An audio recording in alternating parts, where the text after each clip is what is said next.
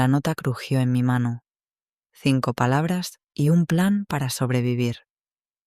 Mamá viene a vivir con nosotros, había escrito mi hijo Daniel. La letra apretada, como siempre que mentía. Pensé en Rafael, mi difunto marido, y en cómo Daniel heredó su forma de apretar el puño cuando escribía órdenes. La jubilación había llegado como un alivio después de 30 años limpiando oficinas. Pero Daniel no preguntó si yo quería mudarme. Guardé la nota en mi bolso viejo. El autobús a la capital tardaba 3 horas. Llevé una maleta pequeña y mi rosario de cuentas gastadas. Daniel me esperaba en la terminal con una sonrisa que no llegaba a sus ojos. «Mamá, qué bueno que llegaste», dijo. Su abrazo dolió en mis costillas todavía sensibles. El apartamento era grande y luminoso. Clara, su esposa, me recibió con té caliente y galletas. Era una mujer delgada, con ojos grandes y nerviosos. «Señora Marta, su cuarto está listo», murmuró. Noté que mantenía distancia cuando Daniel hablaba. Sus manos temblaron al servirme el azúcar. «Clara se pone ansiosa con visitas», explicó Daniel, «pero se acostumbrará». La forma en que dijo «se acostumbrará» me recordó a Rafael, el mismo tono que usaba conmigo cuando llegaban sus hermanos borrachos. Esa primera noche escuché pasos en el pasillo. Luego, una puerta que se cerraba con fuerza. Clara tosió varias veces, como si le doliera la garganta. Pensé en preguntarle si necesitaba agua, pero algo en el silencio que siguió me detuvo. En la mañana, Clara tenía una marca roja en el cuello. «Me rasqué durmiendo», explicó cuando la miré. Sus dedos no tenían uñas largas. Desayunamos en silencio, mientras Daniel leía noticias en su teléfono. Clara comió solo media tostada. «Mamá, ¿necesitamos hablar de tus medicinas?», dijo Daniel después. «Clara las va a manejar por ti». Saqué mi pastillero del bolso. «Yo las tomo bien», respondí. «¿Es mejor así?», insistió él. Clara evitó mirarme cuando tomó mis pastillas. 3 días después, encontré mi pastillero en el cajón de la cocina. Había pastillas diferentes adentro, unas blancas que no reconocí. «¿Son para tu presión?», me dijo Clara cuando pregunté. Pero yo tomaba pastillas azules desde hace 5 años. Por la noche, escuché el sonido del agua corriendo. Eran exactamente las 3 de la madrugada, según el reloj digital. El agua corría por mucho tiempo en el baño principal. Después escuché sollozos ahogados. Me levanté y caminé hacia la puerta del baño. Estaba entreabierta. A través de la rendija vi algo que me heló la sangre. Daniel tenía a Clara agarrada del cabello. La ducha estaba fría, podía ver su respiración. Él le susurraba palabras que no pude escuchar. Luego la empujó contra la pared. Regresé a mi cuarto temblando. Me senté en la cama y lloré en silencio. Rafael solía meter mi cabeza en el barril de agua cuando me portaba mal. 20 años muerto y todavía podía sentir el agua fría en mis pulmones. En la mañana, Clara tenía moretones frescos en las muñecas. Daniel le sirvió café como si nada hubiera pasado. «¿Dormiste bien, mamá?», me preguntó. Sus ojos me estudiaron buscando algo. «Como un bebé», mentí. Pero esa tarde, mientras Daniel trabajaba, encontré un papel arrugado en el bote de basura. Era una lista escrita con la letra de Daniel. Pastillas, 2 por día. Teléfono, solo emergencias. Salidas, acompañada únicamente. Alisé el papel con cuidado y lo guardé entre las páginas de mi libro de oraciones. Clara estaba limpiando la cocina cuando volví. Sus movimientos eran rápidos y nerviosos, como los de un pájaro asustado. «Clara, ¿necesitas ayuda?», le pregunté. Ella negó con la cabeza sin mirarme. «Daniel dice que es mejor que descanses», murmuró. «Dice que la edad...». Su voz se quebró al final. Pensé en las pastillas blancas, en la lista arrugada, en los moretones que aparecían cada mañana. Mi hijo no me había traído aquí por amor. Esa tarde, Daniel me llevó al médico. «Mamá ha estado confundida últimamente», le dijo al doctor. «Se olvida de cosas, dice cosas extrañas». El doctor me examinó mientras Daniel hablaba de mi deterioro mental. Yo permanecí callada, midiendo cada palabra. «Señora Marta, ¿cómo se siente?», me preguntó el doctor. «Bien, doctor, solo un poco cansada del cambio». Daniel sonrió y apretó mi hombro. «¿Ve cómo está, doctor? A veces parece normal, pero en casa...». El doctor escribió en su libreta. «Le voy a recetar algo para la ansiedad», dijo. «Y es importante que tenga supervisión constante». Daniel asintió como si fuera un hijo preocupado. Salimos de la consulta con una receta para más pastillas. En el camino de vuelta, Daniel se detuvo en una farmacia. «Espérame aquí, mamá», dijo. A través de la ventana lo vi hablando con el farmacéutico. Señaló hacia el carro varias veces. El farmacéutico me miró con lástima. Cuando regresó, traía una bolsa grande con medicamentos. «El doctor dice que esto te va a ayudar mucho», explicó. «Clara se va a encargar de dártelas». Sus dedos tamborilearon en el volante mientras manejaba. La misma manía de Rafael cuando planeaba algo. Esa noche fingí tomar las pastillas. Las escondí debajo de la lengua y las escupí en una servilleta cuando Clara no miraba. Quería mantener la cabeza clara.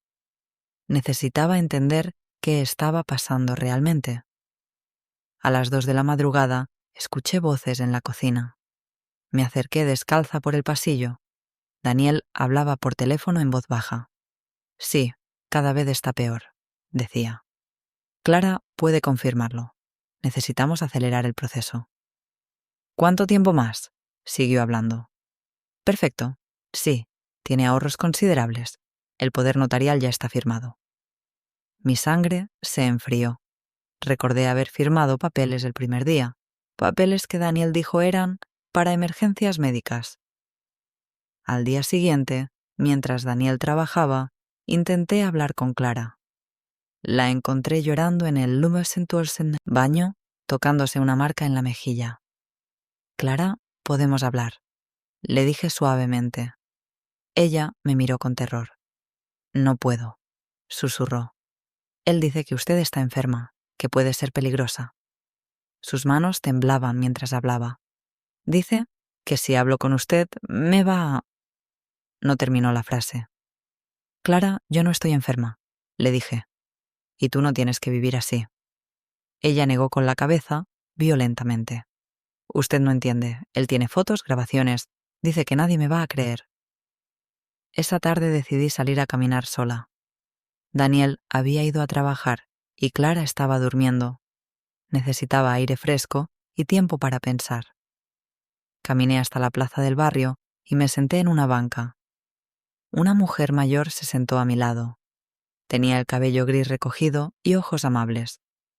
«¿Es usted nueva en el barrio?», me preguntó. «Soy Marta», respondí. «Vine a vivir con mi hijo». Algo en su expresión cambió. «¿Su hijo es Daniel Herrera?», preguntó. Asentí sorprendida. «Soy Rosa Medina. Trabajamos juntas en la clínica hace años». El mundo se hizo más pequeño de repente. Rosa me estudió con cuidado. «Marta, ¿está todo bien? La he visto en el edificio y...». Se acercó más. «Su nuera viene al mercado con moretones. Siempre dice que se cayó».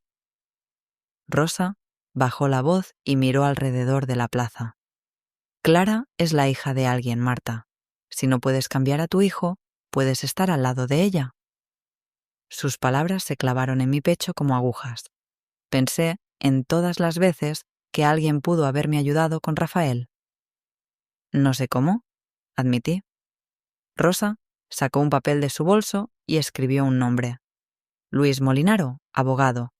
Atiende casos como este gratis». Guardé el papel en mi sostén, donde Daniel nunca buscaría.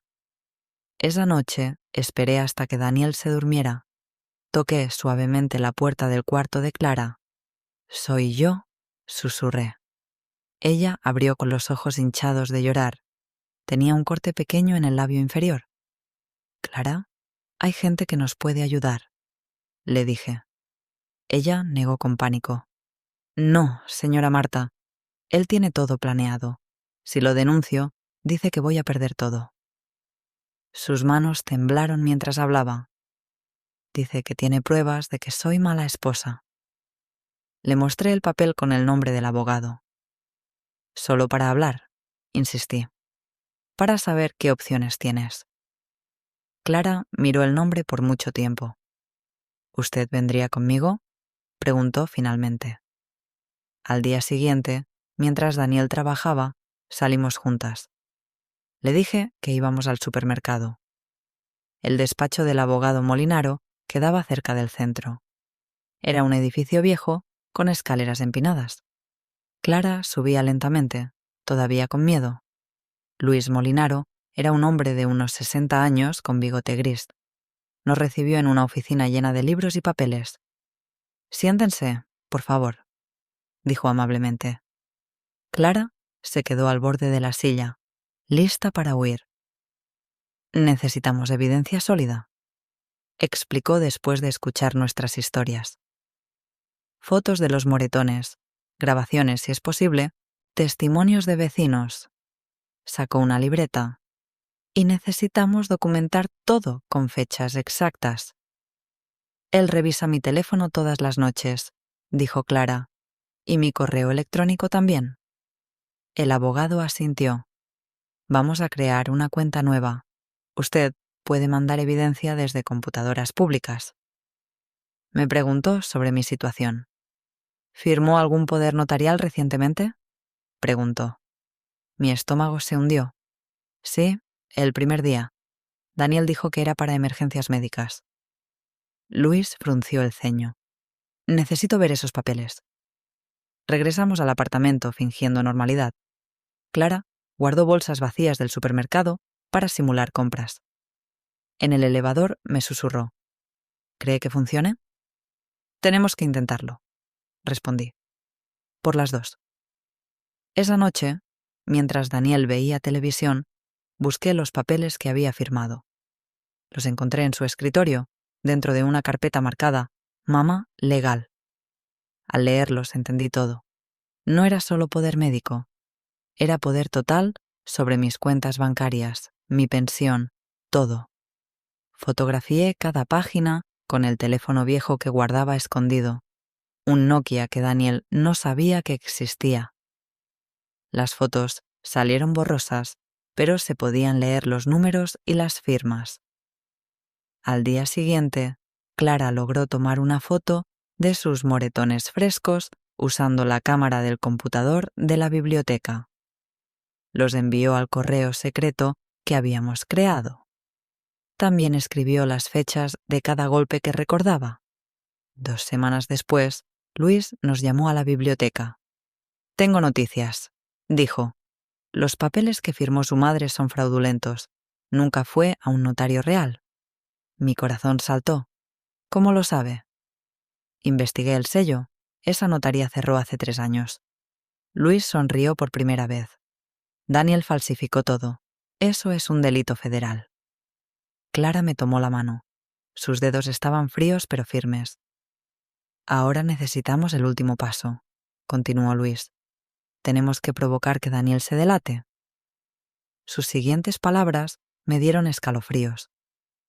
«Una de ustedes tiene que hacer algo que lo haga explotar». El plan era simple, pero peligroso. Clara le diría a Daniel que quería el divorcio. Yo estaría escondida con el teléfono grabando todo. Luis nos advirtió. «Si se pone violento, griten. Los vecinos llamarán a la policía». Esa noche, después de la cena, Clara respiró hondo. «Daniel, necesitamos hablar», dijo. Su voz temblaba, pero se mantenía firme. Daniel levantó la vista del periódico. «¿De qué, mi amor?». «Quiero el divorcio», dijo Clara. Las palabras cayeron como piedras en agua quieta.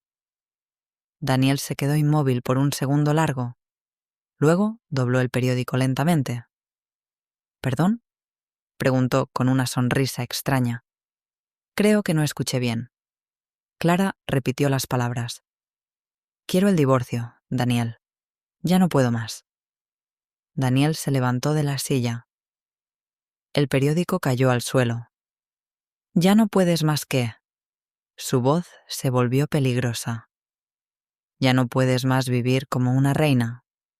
Ya no puedes más tener todo pagado. Me pregunté si había sido buena idea exponerla así. Desde mi escondite en el pasillo, grabé todo con el Nokia viejo. Mi mano temblaba tanto que casi se me cae. Daniel, por favor, empezó Clara. Él la interrumpió gritando. Tú no vas a ningún lado. Esta casa es mía. Tú eres mía. El sonido de una bofetada resonó en la sala. Clara gimió de dolor. Me lastimas, Daniel. Él se rió con amargura. ¿Te lastimo? Tú no sabes lo que es lastimar. Malagradecida. Escuché otro golpe, más fuerte. ¿Y mi madre está loca?, siguió gritando. Completamente loca. Cuando la internen, me voy a quedar con toda su plata. Y tú te vas a quedar callada como siempre. Clara sollozó. No está loca, Daniel. Tú la estás drogando. Silencio mortal, luego pasos rápidos. ¿Quién te dijo eso?, rugió Daniel. ¿Quién te llenó la cabeza de mentiras? Nadie, mintió Clara. Solo lo supuse. Otro golpe. Esta vez Clara gritó de verdad. Te voy a enseñar a suponer cosas, bramó Daniel. Escuché que arrastraba algo pesado, probablemente a Clara hacia el cuarto. Te vas a quedar aquí hasta que se te quite lo loca, gritó. Una puerta se cerró con llave. Esperé 5 minutos antes de salir. Daniel había salido del apartamento dando portazos. Clara lloraba tras la puerta de su cuarto. Clara, soy yo, susurré. ¿Estás bien? Me encerró, sollozó, y se llevó mi teléfono. Intenté abrir la puerta. Estaba cerrada con llave desde afuera. Voy a llamar a Luis, le dije. Todo va a estar bien. Llamé al abogado desde el teléfono fijo de la cocina. Grabé todo, le dije, pero la encerró y se fue. Luis silbó bajito. Llame a la policía ahora mismo. Eso es secuestro. Marqué el número de emergencias. Mi nuera está encerrada en su cuarto por su esposo violento, expliqué. Tengo grabaciones de las amenazas. El operador me pidió la dirección. ¿Cómo se llama el agresor?, preguntó. Daniel Herrera, respondí. ¿Y usted quién es? Su madre. Silencio al otro lado. Señora, ¿está segura de que quiere hacer esto? Completísima, respondí sin dudar. Mi hijo es igual que su padre, y esto tiene que parar aquí. 20 minutos después llegaron 2 policías, una mujer joven y un hombre mayor. Rompieron la cerradura del cuarto.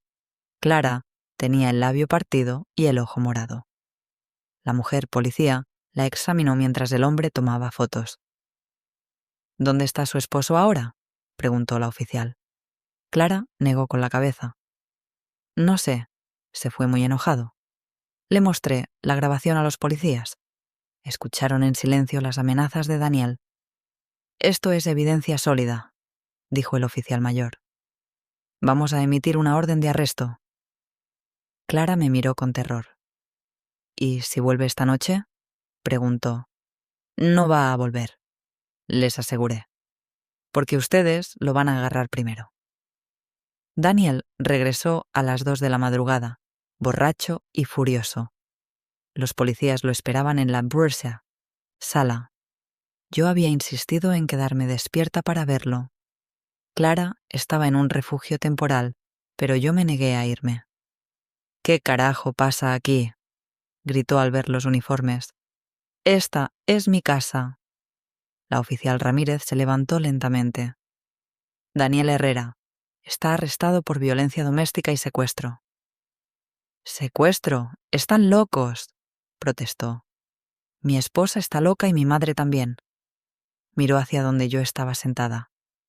Mamá, diles que Clara se inventó todo. No me inventé nada, hijo, le dije. Yo grabé todo lo que dijiste. Su cara se descompuso cuando entendió. Tú, murmuró. Tú me traicionaste. Te detuve, respondí. Como debí detener a tu padre hace 30 años. Daniel se abalanzó hacia mí, pero el oficial lo detuvo. Eres una vieja de mierda, gritó mientras le ponían las esposas. Eso lo aprendiste de Rafael, le dije.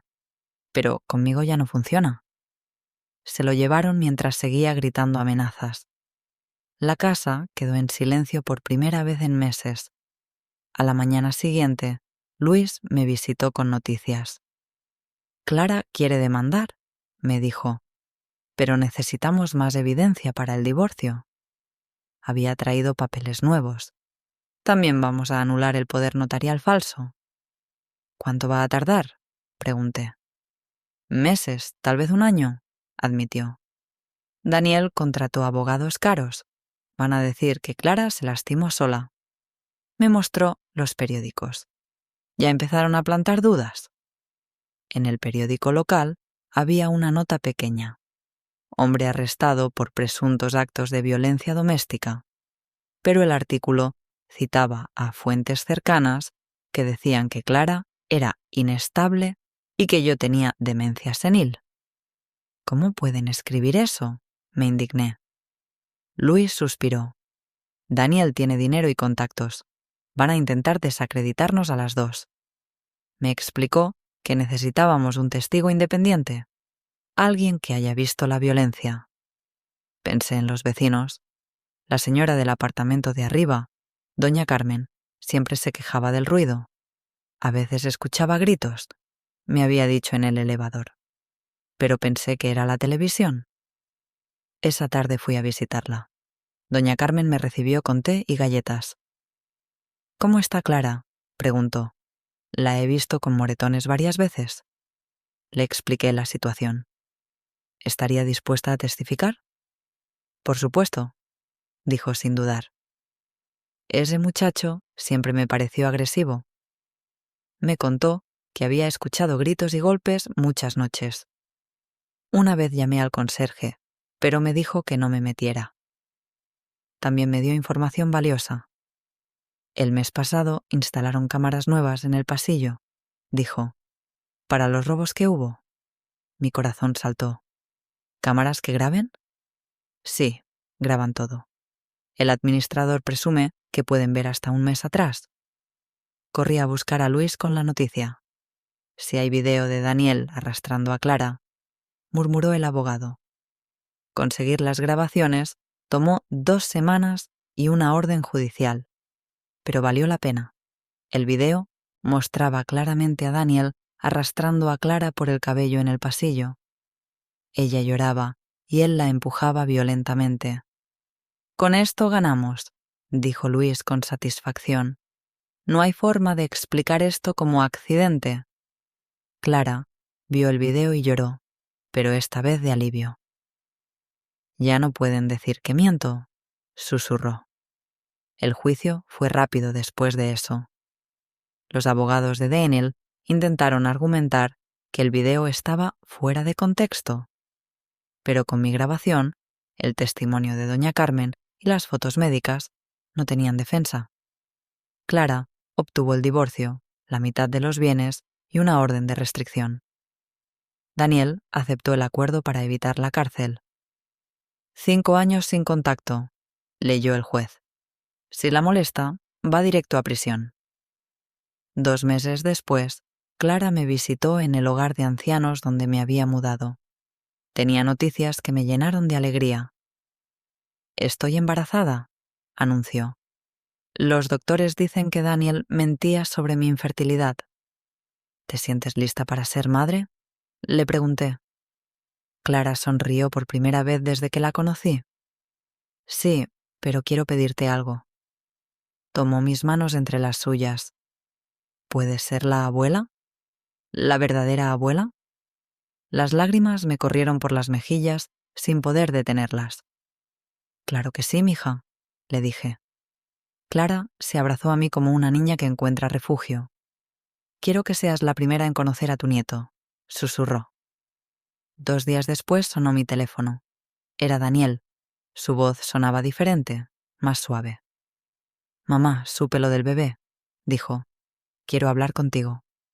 Mi primer instinto fue colgar, pero algo me detuvo. No hay nada que hablar, Daniel, respondí. Perdiste el derecho cuando encerraste a tu esposa. Hubo silencio. Luego escuché algo que no esperaba. Sollozos. Mamá, me equivoqué, lloró. Sé que fui como papá. Sé que te hice daño a ti también. Sus palabras me confundieron. Rafael nunca pidió perdón por nada. Solo déjame ver a mi hijo cuando nazca, suplicó. No es tu hijo, le dije firmemente. Tú mismo dijiste que Clara era infértil. Te lavaste las manos de esa criatura antes de que existiera. Daniel siguió llorando al teléfono. Puedo cambiar, mamá. Puedo ir a terapia. Daniel, hay cosas que no se pueden deshacer, le expliqué. Tú pusiste las manos en una mujer embarazada. Eso no tiene perdón. Colgué y bloqueé su número. Clara no necesitaba esa presión. 3 semanas después, Clara recibió flores y una carta. Las flores las tiramos a la basura, pero la carta la leímos juntas.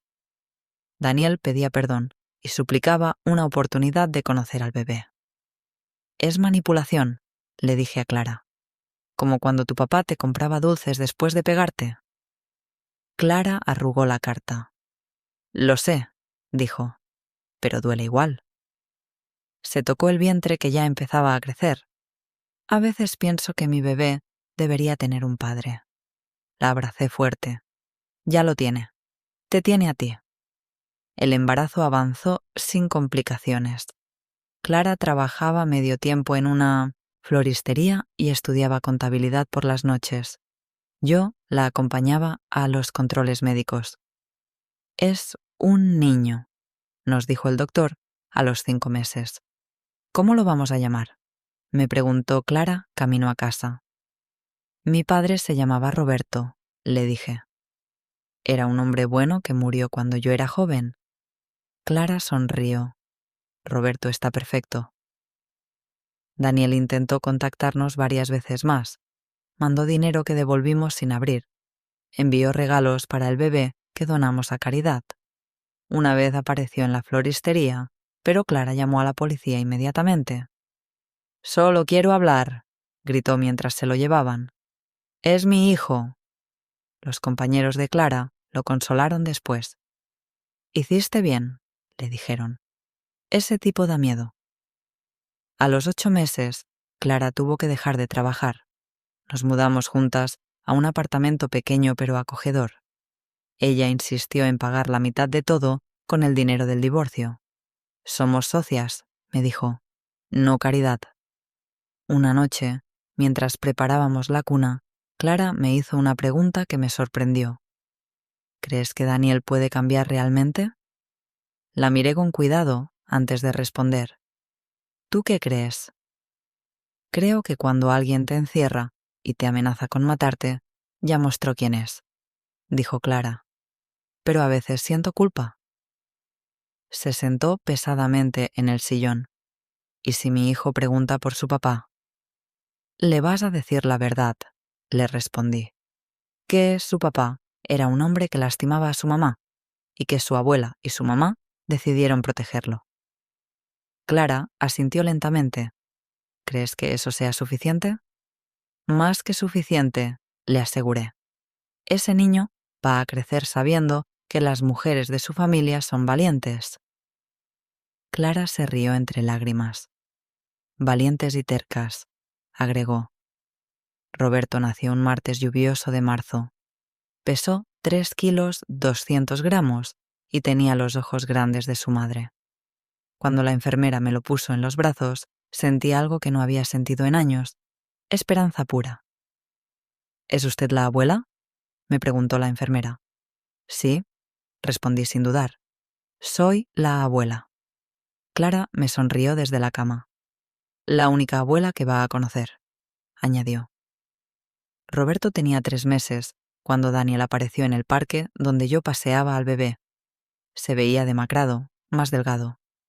«Mamá, por favor», dijo acercándose lentamente. «Solo quiero verlo una vez». «No», le respondí mientras apretaba el cochecito. «Clara tiene una orden de restricción». Daniel se quedó a 5 metros de distancia. «No vine a molestar a Clara, vine a hablar contigo». Sus ojos se llenaron de lágrimas. «Estoy en terapia, mamá, de verdad. Llevo 4 meses». Sacó un papel de su bolsillo. «Aquí está el certificado». No me acerqué a tomarlo. «Daniel, es muy tarde para eso».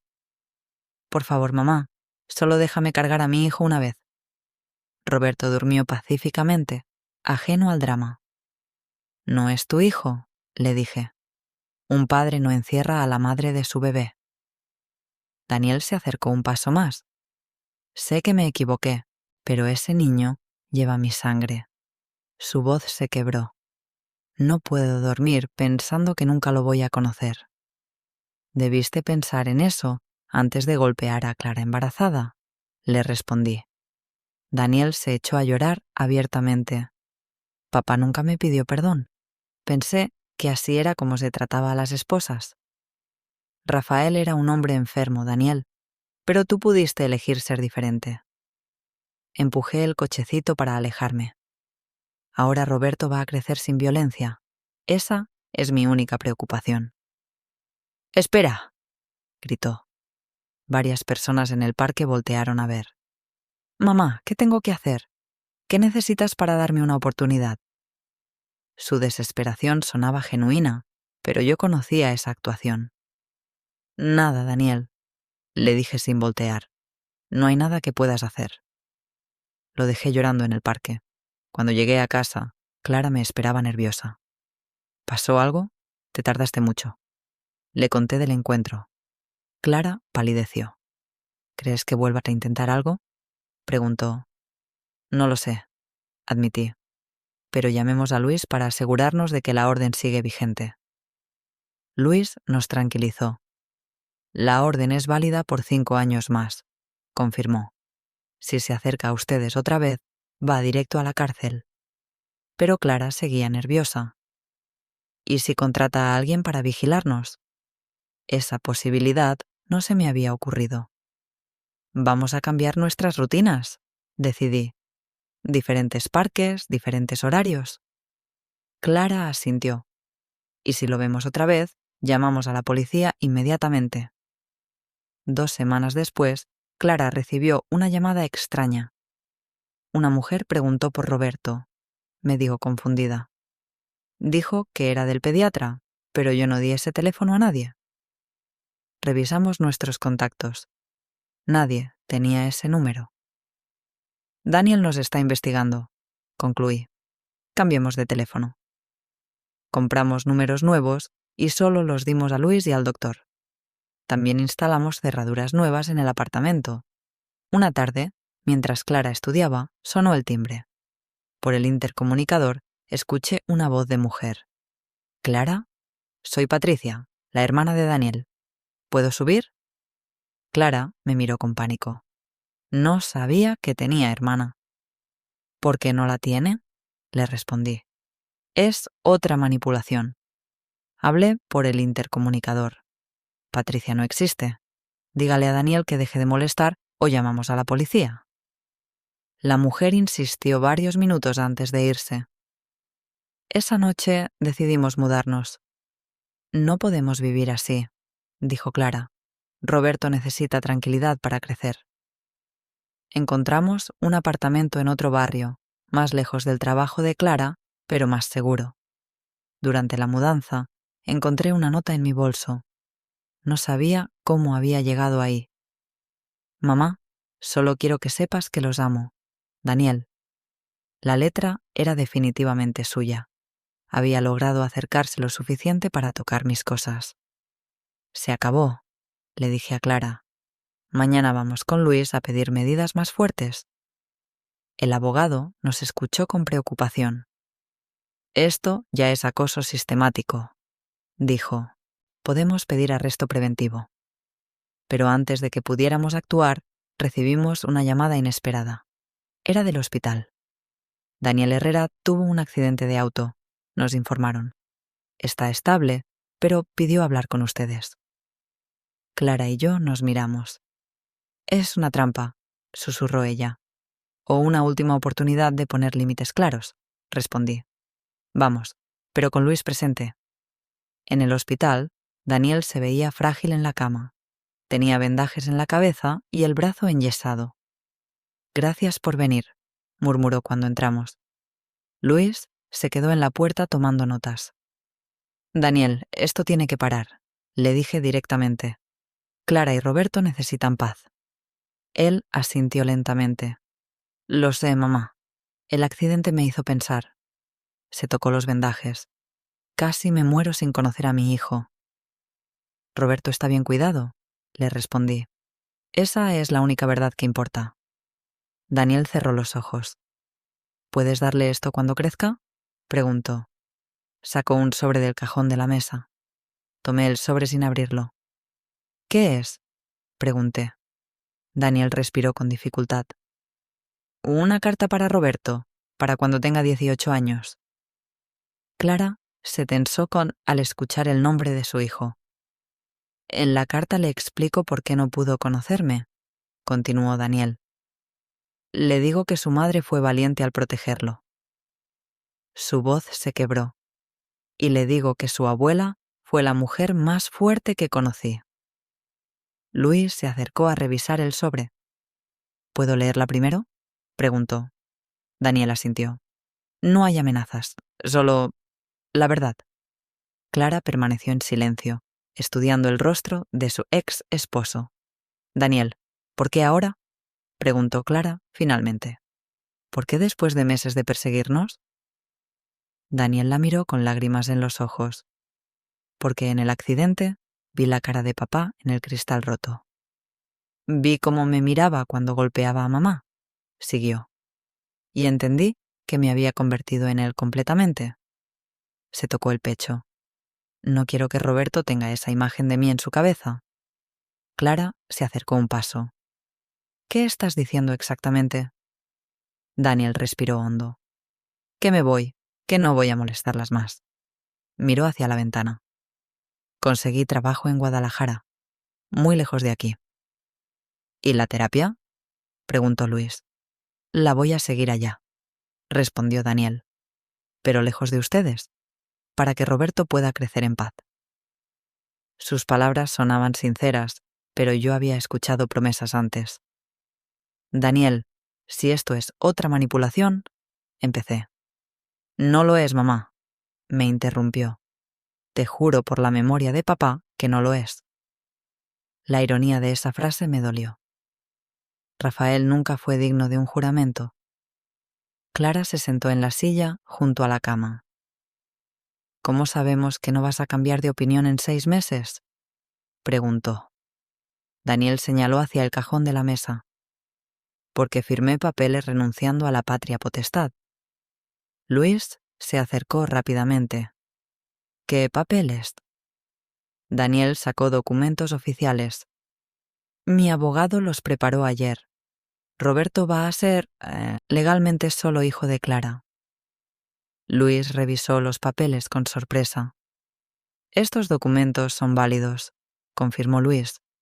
Si los firma Clara, Daniel renuncia a todos sus derechos como padre. Clara leyó los papeles lentamente. ¿Por qué harías esto? Preguntó. Porque un padre que encierra a su esposa embarazada no merece ser padre, respondió Daniel.